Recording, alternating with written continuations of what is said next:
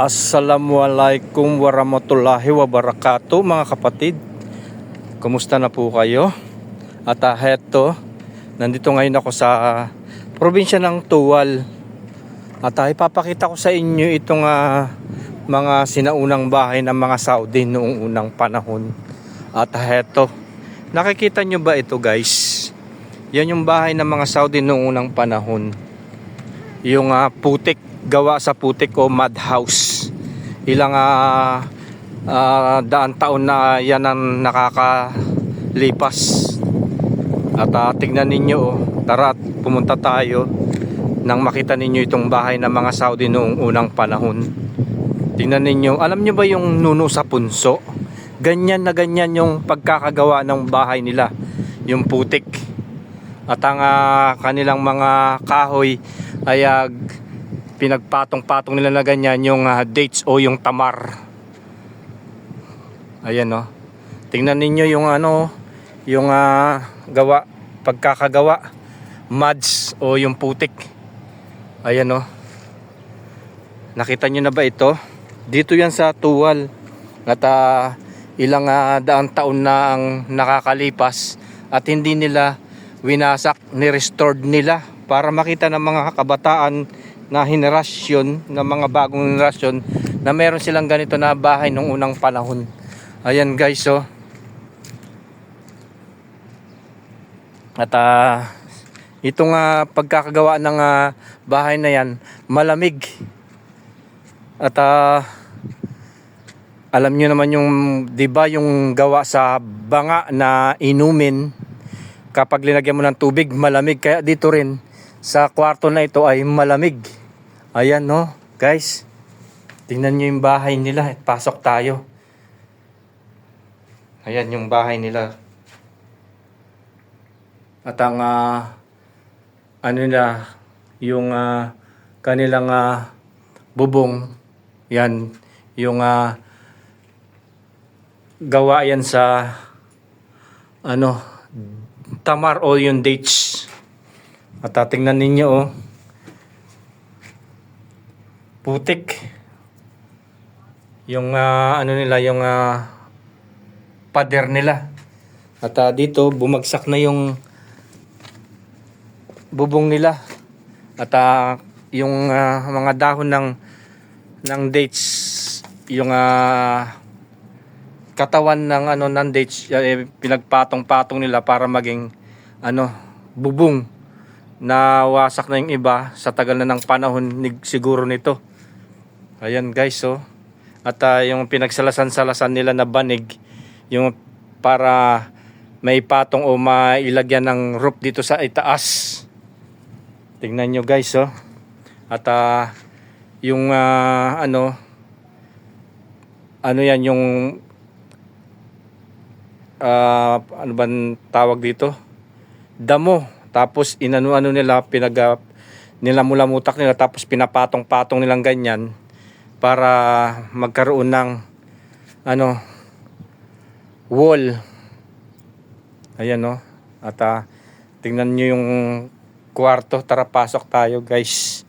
At nang makita ninyo itong bahay nila. Ang lamig nga oh. Tingnan ninyo oh. Ang ganda. Wow, ang presko. Kapag taglamig dito, ayan, siguro malamig na malamig ito. At ngayon, mainit pa rin, pero yung simoy niya, malamig. Dahil nga, gawa to sa muds o yung putik. At tara, ipapakita ko pa sa inyo itong ibang bahay nila dito. Ayun oh. Tingnan ninyo, doon kumbaga nakalagay dito sa parte na lugar na ito. Nung unang panahon guys, ito ay disyerto o karagatan. Dahil malapit ito sa dagat, ang kinabubuhay nila dito yung pangingisda. At ayan, nakikita ninyo yung malaking bahay na yan, ang moderno na bahay nila. Walang pinagkaiba sa mga bahay nila noon dito. Yan ay gawa lang sa putik, yan ay moderno na gawa sa mga bakal at saka may semento na yan at saka hollow blocks.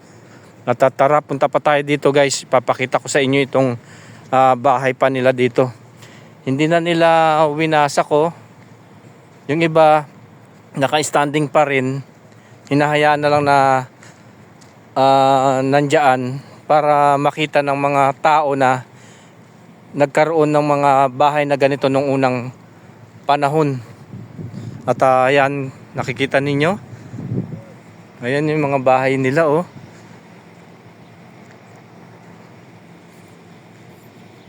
Putik talaga. Yung alam nyo ba yung nuno sa punso? Ganyan, oh. Tingnan ninyo, oh. Ang laki nitong bahay na to, pero siyempre sa tagal na rin ng panahon, kung ilang taon na to, mga kalipas na mga ilang daang taon na ito, nandito pa rin. At yung iba nagbagsakan na yung mga troso na puno ng tamar o dates. Ayan ang ito siguro yung pinakasalas. At dito yung pinaka kwarto. Ayan, no. At pasok tayo, guys. Ayan, no. Yung iba wasak na yung mga bubong. At yung dito sa kwarto na yan, putik. At ito sa labas, ito yung pinaka-kusina. Ayan, hanggang doon. Tingnan pa natin yung doon. Ang dami palang bahay nila dito, guys, oh. Ayan, oh, hanggang doon, oh. Kita ninyo. Yung mga nakikita ninyo na dito sa side na yan, mga moderno na yan. At dito yung sa side na ito, ayan, maluwag hanggang doon. At yung iba nagbagsakan na yung mga bubong nila. Kita ninyo yung mga katawan ng ng dates. Yan ang ginawa nilang pinakabiga. Ayan, oh, kikita ninyo. At yung iba nagbagsakan na. At ang banig nila, guys, yung dahon ng alam niyo ba yung dahon ng yung dates, yan ang ginawa nilang banig na nalusak na sa tagal na ng panahon. At itong mga kahoy-kahoy na yan, dito bumagsak. Ang ganda siguro nito nung unang panahon. Hindi ko alam kung buhay pa yung mga tao ngayon dito na nanirahan. Wala na siguro. Puro na lang mga henerasyon na lang natitira. Ayan, at ilan na lang yung mga bahay na makikita natin. Ayan, oh, hanggang doon sa dulo. At hanggang doon. At ayan, oh, nakikita ninyo. At tara, punta pa tayo banda doon. Ayan, oh, nang makita ninyo itong mga bahay ng mga Saudi noong unang panahon na gawa sa putik o yung muds. Ito'y parang yung nuno sa punso na putik. Ayan, no. Nung nandito ako 2011, buo pa to. 15 taon na nakakalipas. Ayan, nagbagsakan na yung mga nila bubong. At ang tingnan ninyo, oh, sinalasan-salasan na dahon ng ng dates.